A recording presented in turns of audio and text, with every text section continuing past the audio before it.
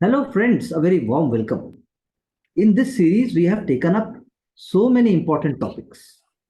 Every topic brings a smile on the face जब हम उसको वापस जाके रिविजिट करते हैं और देखते हैं कि हमने उसमें क्या समझने की कोशिश की. It is so much related with understanding of the topic in a non-cynical way. कोशिश है कि हम आइडियाज को पुट अप कर सकें और आप जो लर्न करते हैं, जो बुक से पढ़ते हैं या कैसे भी उसको कर रहे हैं, उसको वो सब्स्टिट्यूट कर सकें.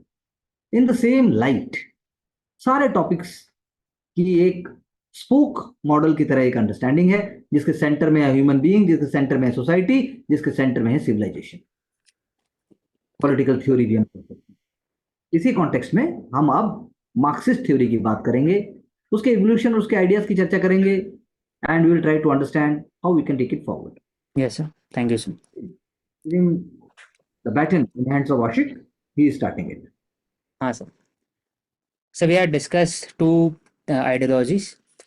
First was liberalism and second idealism. So Marxism, it is a very different, unique, modern ideology as compared to liberalism and idealism. It is derived not from the tradition, history, custom, but it is derived from the economic and overall differentiation in the society. तो background कैसे होता है? तो first of all, जब there was a rise of liberalism in European countries in 17th-18th century after the Renaissance and Reformation, Industrial Revolution आता है and there was a more focus on creating of an infrastructure and industrial base in Europe, for starting with France, Britain, etc. तो वहाँ working class population बढ़ते हैं. Peasant were forcibly, some of them were forcibly were selling the land to work in the industries. तो working class जब बढ़ते हैं तब there is again problem between the society, in the society. जो capitalism रहते हैं, they were extracting a lot of wealth on the labour of working class. तो जो लिबरलिज्म है, it was defining, redefining that moment जो हम लोग discuss किए जीएस मिले कॉन्सेप्ट रिगार्डिंग पॉजिटिव लिबरलिज्म.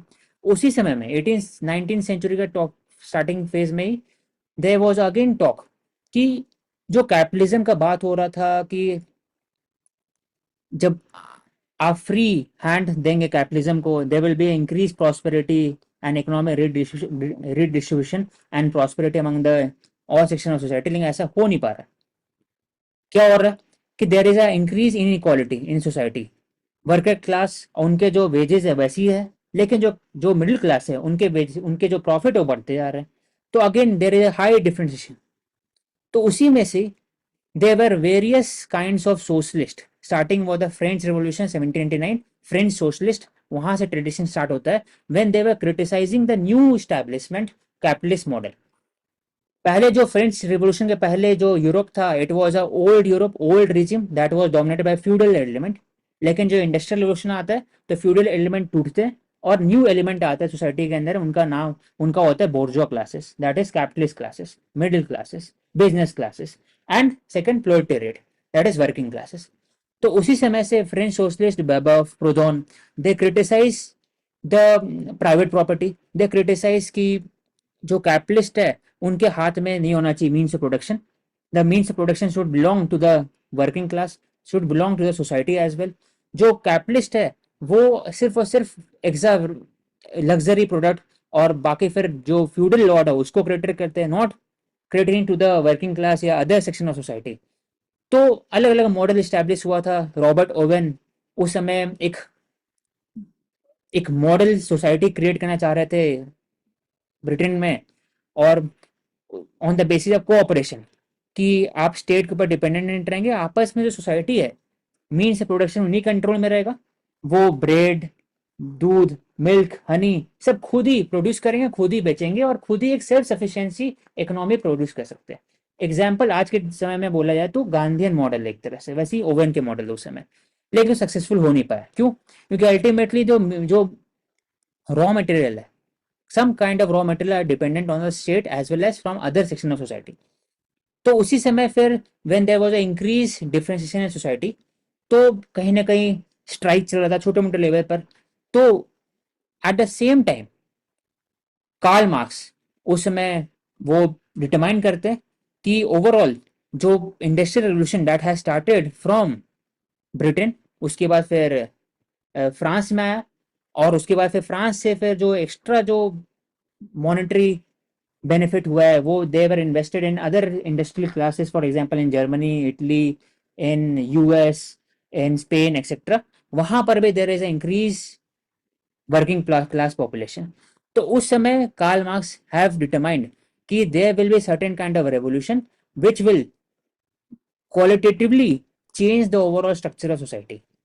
तो वो फिर ले डाउन करते हैं सेवरल थ्योरी। पहला है scientific socialism, dialectic materialism, doctrine of class conflict, historical materialism, theory of surplus value, theory of alienation, theory of revolution. ये 7 theory quote and quote establish करते हैं कार्ल मार्क्स। एक एक theory में पढ़ेंगे। तो doctrine of dialectic materialism, it is taken from doctrine of theory of dialectic idealism of Hegel. Hegel बात करते हैं तो आइडिया है वो जो बेसिक रूट कॉज है, बेसिक एक स्पिरिट है, एक एसेंस ऑफ यूनिवर्स है, उसके हिसाब से ही ओवरऑल सोसाइटी के अंदर काम होता है। लेकिन कार्ल मार्क्स क्रिटिसाइज करते हैं हेगल को ऑन द बेसिस की it is not idea but a material.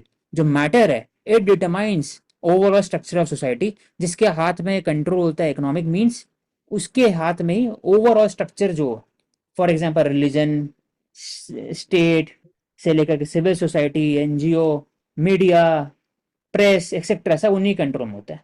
That is why he discuss कि जो मटेरियलिज्म है वो इट हैज इवॉल्व कैसे।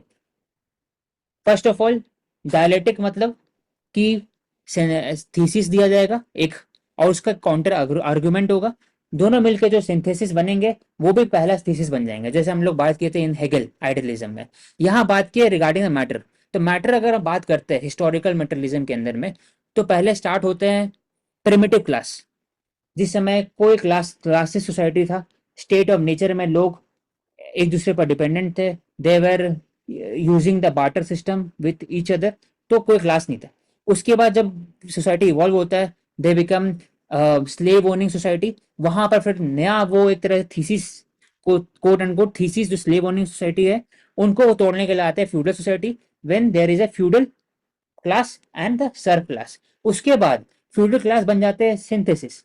फिर जब वो वापस थीसिस बनते हैं तो देर is again counter antithesis that is capitalist class. तो दोनों के बीच में एक एग्जिस्टिंग क्लास होता है, एक न्यू क्लास होता है। दोनों के बीच में जब क्लैश होता है तो एक क्लास सक्सीड होता है और वो सर्वाइव करता है। तो ओवरऑल जो क्लास सर्वाइव करता है वो अभी जो सर्वाइव कर रहा है वो कैपिटलिज्म है। And in longer run capitalism को भी आप ओवरथ्रो कर सकते हैं with the use of revolution, और कम्युनिस्ट सोसाइटी क्रिएट हो सकता है। तभी जाकर के हम लोग एक क्लासलेस सोसाइटी स्टैब्लिश कर सकते हैं। तो ये जो डॉक्ट्रिन था, doctrine of class conflict, it has led on by Marx. तो historical materialism as well as dialectic materialism.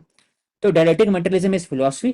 क्यों? क्योंकि हेगल के जो कॉन्सेप्ट है फिलोसफिकल कॉन्सेप्ट है कि लॉजिक दो, उसके काउंटर लॉजिक देंगे, उसके बाद फिर जो सिंथेसिस बनता है वो वापस से ऐसे चलते रहेगा, तो लास्ट में आप ट्रूथ तक पहुंच सकते हैं। सेम चीज कार्ल मार्क्स ने अप्लाई कर दिया मैटर के ऊपर में।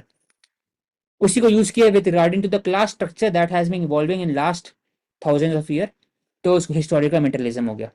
अब डॉक्ट्रिन ऑफ क्लास कॉन्फ्लिक्ट, इसी में हिस्टोरिकल मेंटलिज्म के अंदर में सेवरल क्लास कॉन्फ्लिक्ट है। उन्होंने बताया कि जिस जो क्लास मीन्स ऑफ प्रोडक्शन को ओन करते हैं वही क्लास डोमिनेट करते हैं। आइडियोलॉजिकल डोमिनेशन उन्हीं का होता है, हर एक एस्पेक्ट को डोमिनेट कर पाते हैं। और जो history of mankind, it is not history of ideas but history of class conflict as well as history of domination with the help of means of production. तो क्लास कॉन्फ्लिक्ट रहा example. Then 3 theory है जो Marx ने बताया, surplus value, alienation and revolution.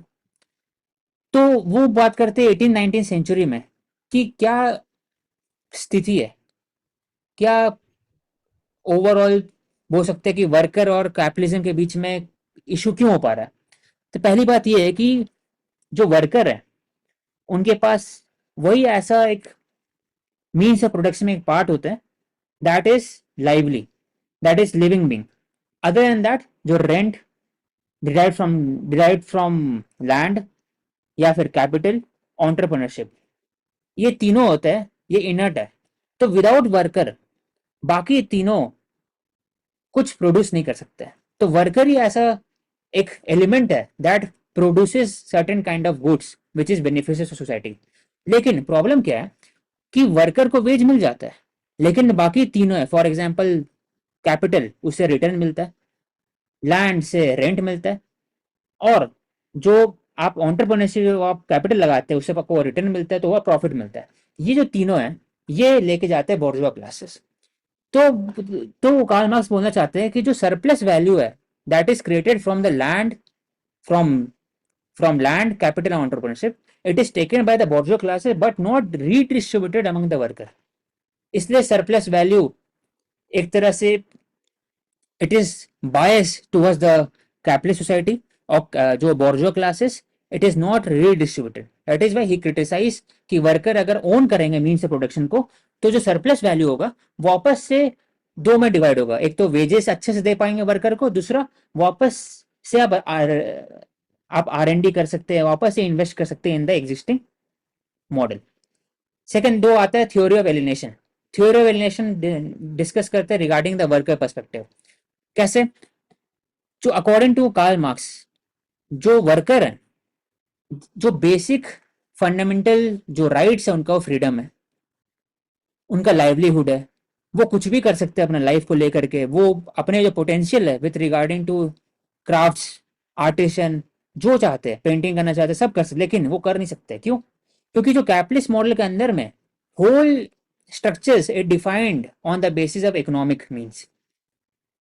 हर चीज हम लोग आज ही बात करते हैं तो we discuss about GDP not GNP या फिर ग्रॉस नेशनल हैप्पीनेस। तो वो बात करते हैं हर चीज जो सोसाइटी के अंदर में हो रहा है it is driven by economic means. उससे क्या होता है जो वर्कर है वो एलिनेट होते हैं फ्रॉम द प्रोडक्ट, उनको पता भी नहीं प्रोडक्ट कैसे बनाना है, या फिर प्रोडक्ट में लगाओ भी नहीं तभी वो काम करते हैं on the base on the solely because they are earning the wages.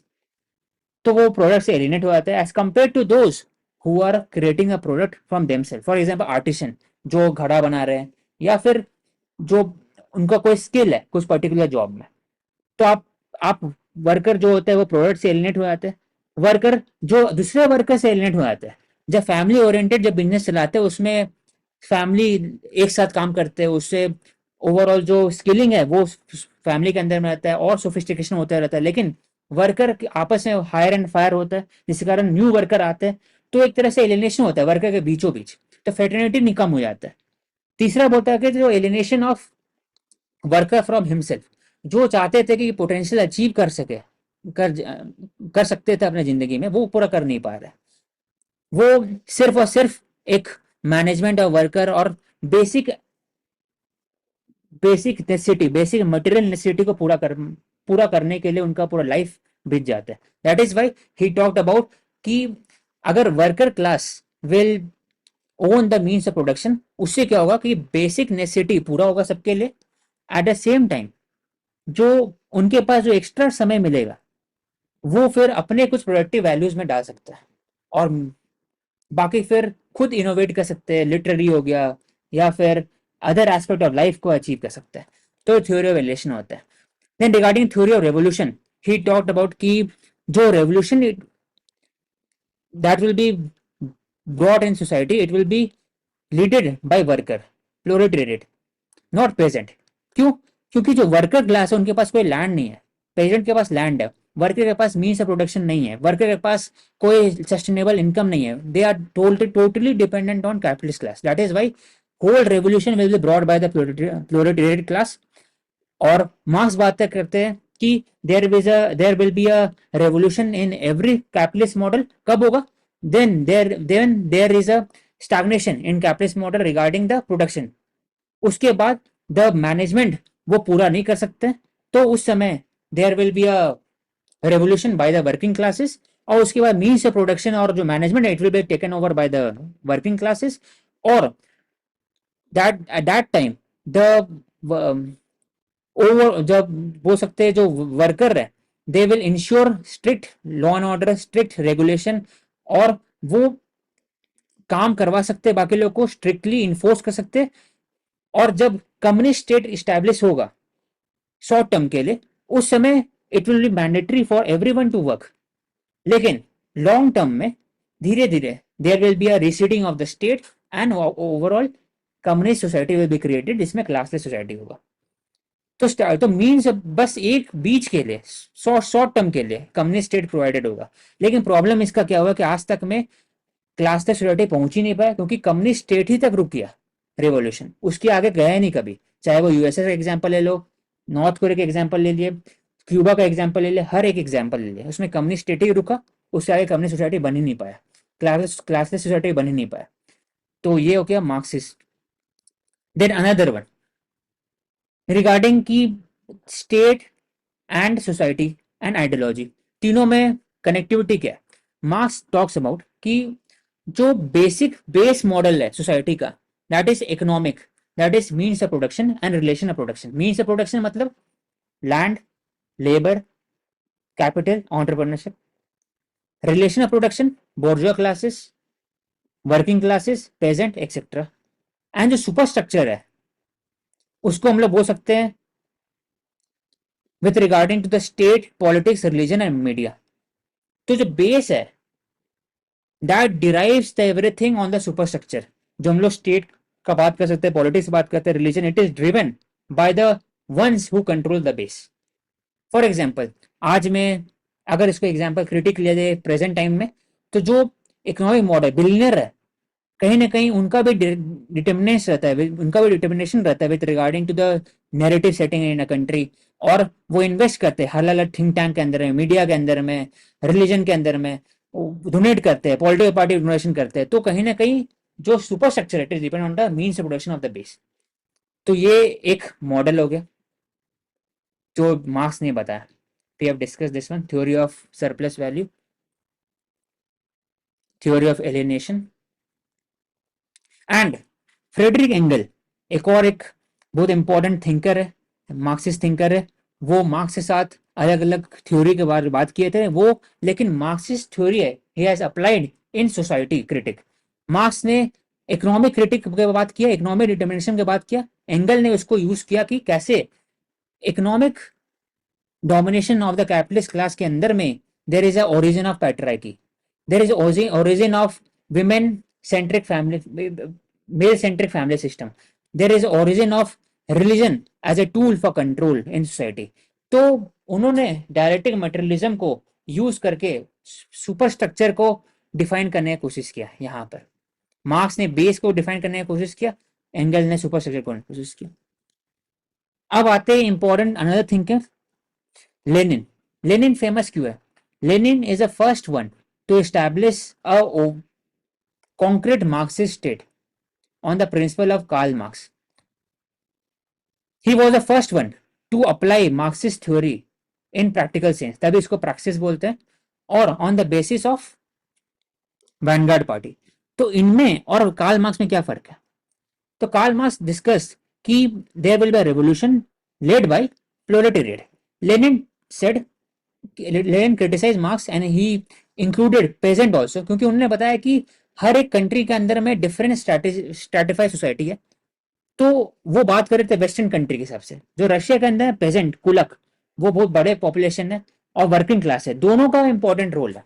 और सिर्फ वर्कर और पेजेंट नहीं कर सकते, उनके लिए एक मैनेजरियल क्लास होना चाहिए, उनके लिए एक एलिट सो कॉल्ड रेवोल्यूशनिस्ट होना चाहिए, that will lead the overall revolution, जो बोल्शेविक पार्टी, वैनगार्ड पार्टी उन्होंने स्टैब्लिश किया।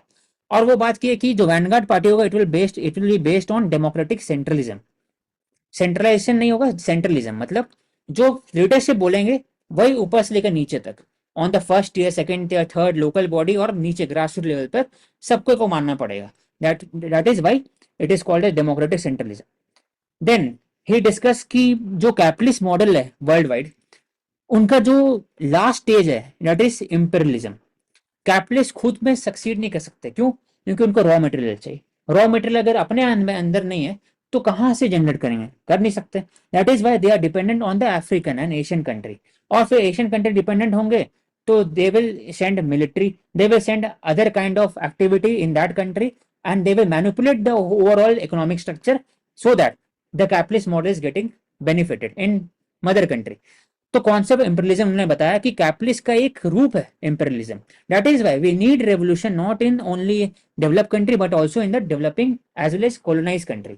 तब वो बात करते हैं कि कॉमन इंटेंट होना चाहिए, कॉमन एक सोसाइटी ऑफ इंटरनेशनल कॉमनिस्ट होना चाहिए, जो हर एक कंट्री जहां जहां पर कॉलोनाइज्ड है वहां वहां पर रेवोल्यूशन क्रिएट कर सकते हैं. तो लेनिन बात करते हैं कि जो कॉलोनाइज सोसाइटी, फॉर एग्जांपल उस समय इंडिया में था या फिर म्यांमार हो गया, बर्मा, इंडोनेशिया, वहां पर जो एलिट सेक्शन है, जो इंग्लिश स्पीकिंग क्लास है, जो वहां बोर्जुआ है, जो पेटी बोर्जुआ है, उनके साथ जाकर के कोलैबोरेट कर सकते हैं, रेडिकलाइज कर सकते हैं मासेस को, और उनके थ्रू जो इंपेरियल जो इंपेरियलिस्ट सोसाइटी है, फॉर एग्जांपल जर्मन के, ब्रिटेन, फ्रांस, जो डोमिनेट करते हैं वो सब कंट्री के अंदर, उसको उखाड़ फेंक सकते हैं या फिर उसको रिप्लेस कर सकते हैं.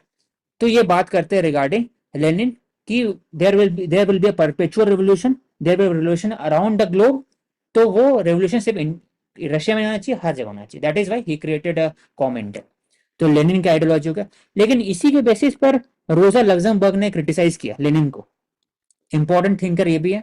ही क्रिटिसाइज कि जब लेनिन ने पहली बार रेवोल्यूशन लाया 1917 में, रशियन रेवोल्यूशन जो बोलते हैं, अक्टूबर रेवोल्यूशन, फरवरी रेवोल्यूशन, तो ही सेड कि लेनिन ने सिर्फ पार्टी के लिए रेवोल्यूशन लाया, आम जनता, आम पब्लिक या बाकी लोग के लिए रेवोल्यूशन नहीं लाया, सिर्फ पार्टी के लिए फ्रीडम आया.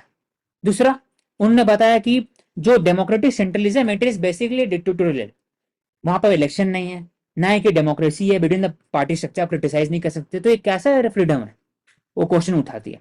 सेकंड बात करते हैं कि जो आपका ड्यूटी बनता है कि आप अपने कंट्री के अंदर चेंजेस लाए रादर देन दूसरे कंट्री का इंटरफेयर करें. The the parties, the workers in colonized section of society, for example India, Indonesia, बाकी जगह, they are equipped themselves to rebel against the colonizer rather than support giving to the that party. आप खुद में करें. That is why she criticized Lenin.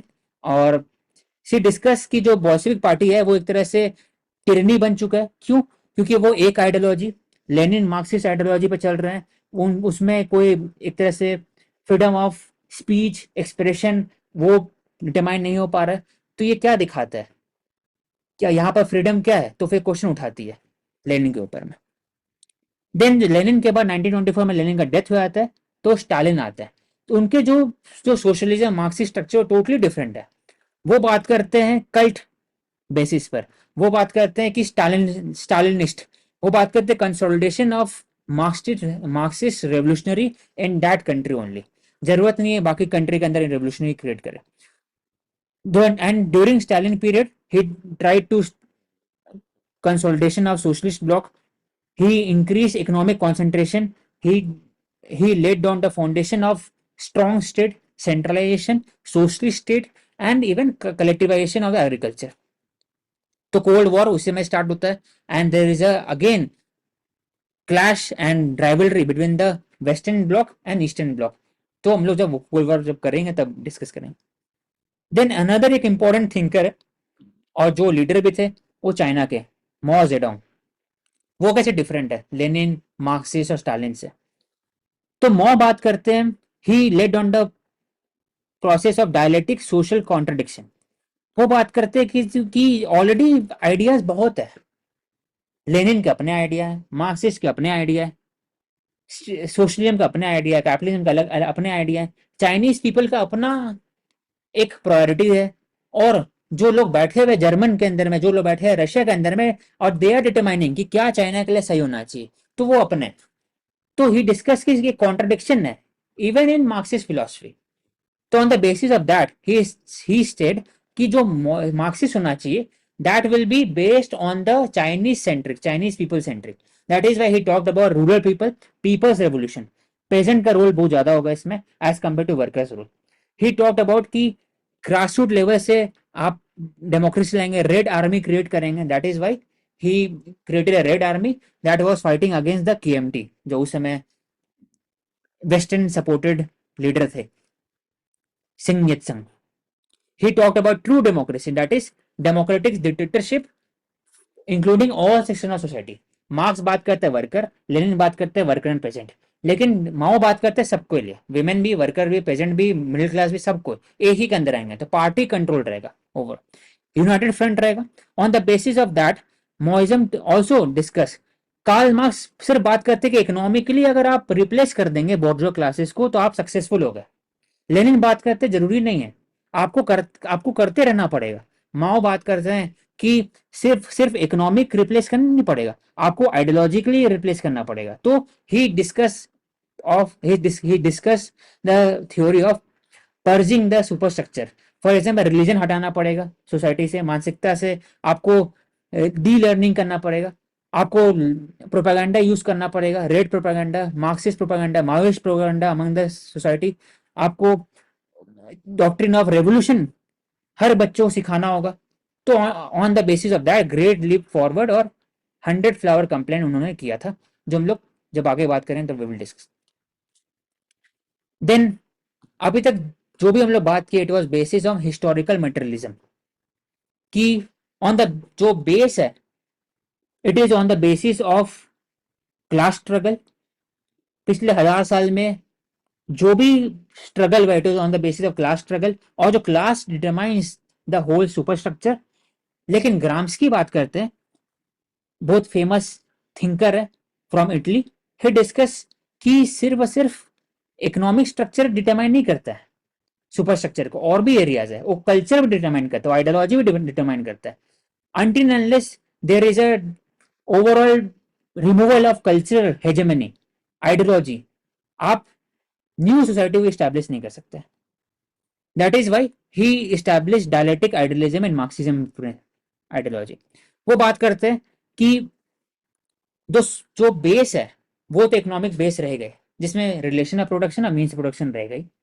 उसके बाद जो super structure है जिसके ऊपर बेस जिसके ऊपर है वो दो टाइप के होते हैं, एक पॉलिटिकल सोसाइटी और सिविल सोसाइटी.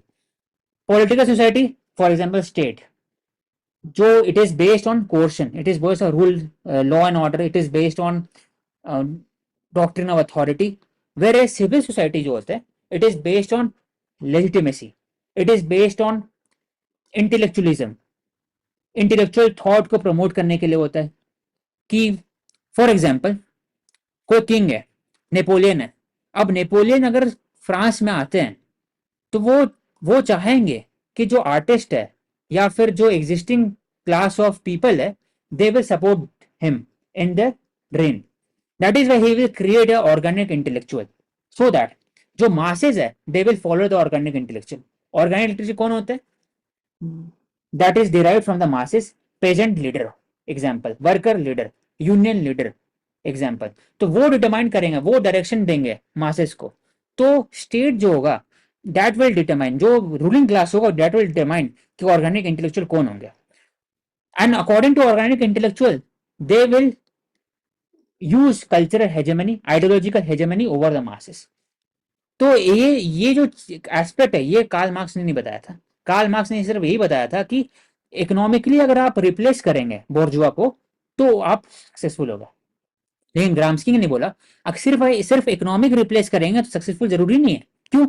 क्योंकि स्टेट को बस आप जीते ना, स्टेट पर सिर्फ कैप्चर कर पाए, लेकिन ओवरऑल जो सोसाइटी के अंदर में स्कूल एजुकेशन है, इवन जो स्ट्रक्चर है सोसाइटी के अंदर में, फॉर इंडिया में बोला जाए तो कास्ट है, क्लास है, फिर रिलीजन है, उसके बाद फिर अलग अलग प्रेशर ग्रुप हो गया, उसको कैसे जीतेंगे, उस पर कैसे डोमिनेट क्रिएट करेंगे.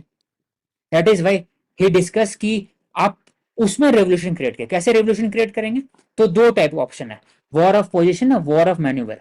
War of manoeuvre it is a revolution against the capitalist state, एक रेवोल्यूशन होगा बाय द वर्किंग क्लासेस. लेकिन वॉर ऑफ पोजिशन में it is a counter to the civil society, कि जो सोसाइटी है जो एग्जिस्टिंग इंटेलेक्चुअल थे उनको रिप्लेस करके न्यू इंटेलेक्चुअल बॉर्न करेंगे. They will be supported by the state, revolutionary idea और न्यू इंटेलेक्चुअल हर एक फील्ड में, चाहे आर्टिस्ट हो गए, पेंटर हो गए, सिंगर हो गए, हर एक एस्पेक्ट में वो डिटरमाइन करेंगे कि लोगों का परसेप्शन क्या होगा, थिंकिंग क्या होगा, और उसके हिसाब से लॉन्ग टर्म में जो प्रोजेनी होगा, लॉन्ग टर्म में जो पॉपुलेशन क्रिएशन होगा, फैमिली प्लानिंग होगा, हर चीज मार्क्स और कार्ल मार्क्स और लेनिन के आइडिया के थ्रू होगा। तो overall brainstorming, overall propaganda, think thought control से फोकस की। तो we have discuss the 20th century Marxism. अब आता है कि तब कोल्ड वॉर स्टार्ट होता है। In next 5 minutes I will conclude. तो कोल्ड वॉर स्टार्ट होता है, तो कोल्ड वॉर में यूएसएसआर और यूएस के बीच में एक क्लैश होता है, आइडियोलॉजिकल क्लैश है प्लस क्लास क्लैश है, और आयरन कर्टेन फॉर्म होता है इन यूरोपियन कंट्री। तो हर एक ब्लॉक चाहता है कि वो अपने हेजेमनी को बढ़ाए, तो वो इन्वेस्ट करते हैं इन the several aspect. For example in third country नाम प्रिंसिपल में इन्वेस्ट करते हैं, जो कंट्री एसोसिएट होता है वो साइंटिफिक डेवलपमेंट इन्वेस्ट करते हैं, डिफेंस में करते हैं। लेकिन लॉन्ग टर्म में देखा जाता है जो यूएसआर है, it was not able to cope up with the GDP growth. He they were humiliated in the several revolution. For example 1979 में जब दे हैड अटैक्ड अफगानिस्तान, या फिर चेरनोबिल क्राइसिस आता है, तो उसके बाद जब प्रेस्टोरिका और ग्लानोस पॉलिसी लेके आते हैं, तो यूएसएसआर वो डिसइंटीग्रेटेड 1990s में डिसइंटीग्रेशन हो जाता है। तो डिसइंटीग्रेशन होता है तब मार्क्सिस्ट जो स्कूल ऑफ थॉट है, तो उनको एक क्राइसिस होता है कि अब उनके जो एक डोमिनेटेड स्टेट था वो खत्म हो गया। अब हर जगह एक जगह डेमोक्रेसी लहर फैल रहा है, और वर्ल्ड वाइड में एक लिबरलिज्म का कॉन्सेप्ट एक प्रोफेस होता है, यूएस सेंट्रिक सिस्टम हो जाता है, यूएस हेजेमनी होता है। तो मार्क्सिस्ट का आइडियोलॉजी कहाँ गया फिर? उस समय दो कॉन्सेप्ट आते हैं, ह्यूमनिस्ट और साइंटिफिक, वहां से इवॉल्व होता है फ्रैंकफर्ट स्कूल और स्ट्रक्चरिस्ट स्कूल। फ्रैंकफर्ट बात करते हैं जो मार्क्सिस्ट जो आइडिया है ऑन द इकोनॉमिक क्लास, उसको हटा दो। अब सिर्फ बात करेंगे उनका थ्योरी ऑफ एलिनेशन पर, और थ्योरी ऑफ फ्रीडम, और थ्योरी ऑफ सरप्लस वैल्यू पर। एलिनेशन कि इंसान जो है वो खुद से एलिनेट हो पा रहा है, दूसरे वर्किंग क्लास से एलिनेट हो पा रहा है, और दूसरा प्रोडक्ट से एलिनेट हो पा रहा है। क्यों? क्योंकि कैपिटलिस्ट मॉडल इंसान को सिर्फ एक इकोनॉमिक मीन्स माना है। They are treating the human as end, not as aim. They are treating human as a means to an end. End क्या? इकोनॉमी। तो इसमें ये बात करते हैं कि rather than focusing on economy we will focus on alienation counter। तो इसलिए इमेंसिपेशन का बात करते हैं, वो अलग अलग डॉक्ट्रिन लेके आते हैं। For example critical race theory, critical gender theory, critical caste theory, post colonial theory, फिर post structural theory, post truth हो गया, फिर पोस्ट कॉलोनियल हो गया, फोकल, डेरिडा, डीकंस्ट्रक्शन, फिर क्वीर थ्योरी, जेंडर क्वीर। तो सब चीज इसके फ्रैंकफर्ट स्कूल में आता है। अब स्ट्रक्चर स्कूल क्या? जब ग्राम्स की बात करते हैं रिगार्डिंग सुपर स्ट्रक्चर, कि नीचे में बेस है, ऊपर में सुपर स्ट्रक्चर है। सुपर स्ट्रक्चर दो टाइप का होता है, एक इकोनॉमिक, एक हो गया स्टेट, एक हो civil society. Civil society non state है, वो आइडियोलॉजी एक यूज करते to rule the classes. State coercive method use करता है, for example constitution, IPC, CrPC etcetera. तो जो स्ट्रक्चर है जुडिशरी, एग्जीक्यूटिव, उसके अंदर में क्या चेंजेस है, उसके अंदर में क्या कंपैरिजन है, वो स्ट्रक्चर स्कूल करता है। फॉर एग्जांपल जो कास्ट, क्लास, जेंडर, उसके लेंस से हम लोग स्ट्रक्चर को देखते हैं। जैसे आज हम लोग बात करते हैं कि क्या जुडिशरी के अंदर में एडिक्वेट रिप्रेजेंटेशन है कास्ट के, क्या जेंडर रिप्रेजेंटेशन है हर एक सोसाइटी के स्ट्रक्चर के अंदर में, तो उसके हिसाब से लेंस से देखते हैं। तो हो गया स्ट्रक्चर स्कूल। अब आईपीटी में आते हैं इंडियन पॉलिटिकल थॉट। वो कैसे इवॉल्व होता है? जैसे इवॉल्व होता है तो ओवरऑल जैसे 18-19 century when there was a increase commercialisation of the British colonial power India में, and they are focusing on commercialise agriculture, deindustrialisation etcetera.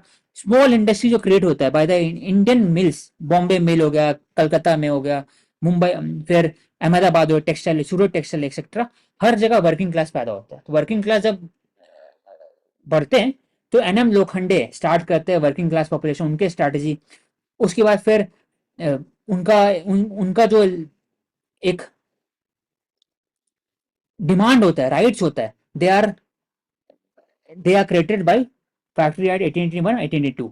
उसके साथ ही साथ there is a increase awareness regarding communist ideology, and with world war one, Russian revolution 1917, and even after that creation of IUTU, all India trade union congress. उसके बाद से ही जो India में communism है वो फैल जाता है।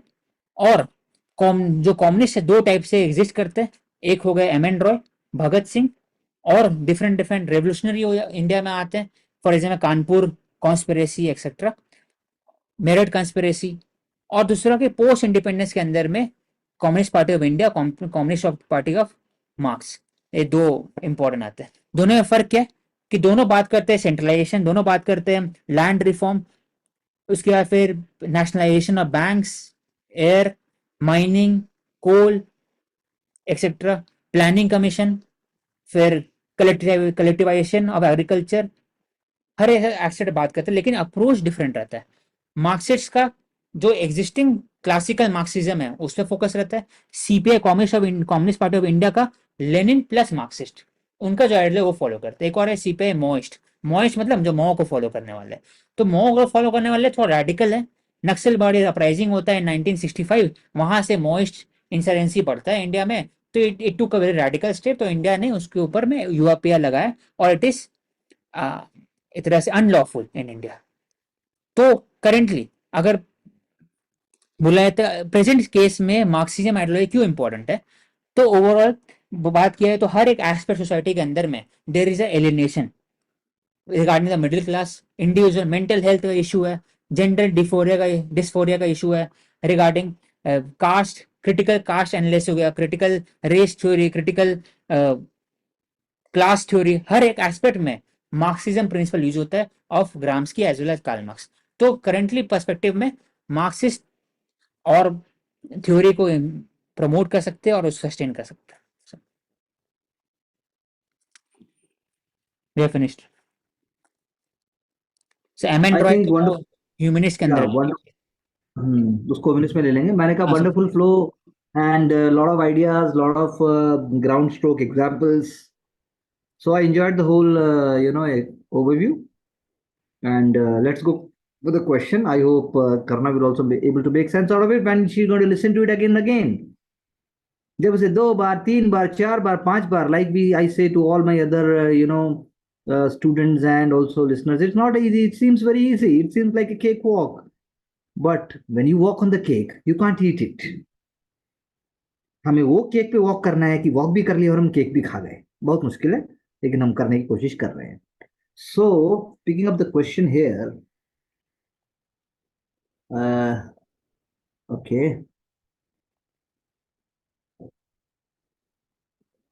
let's go for the root of politics according to Marx does not lie in the state, it lies in the social conditions underlying this institution, that is in the material conditions of life as reflected through the mode of production. I think this we have discussed.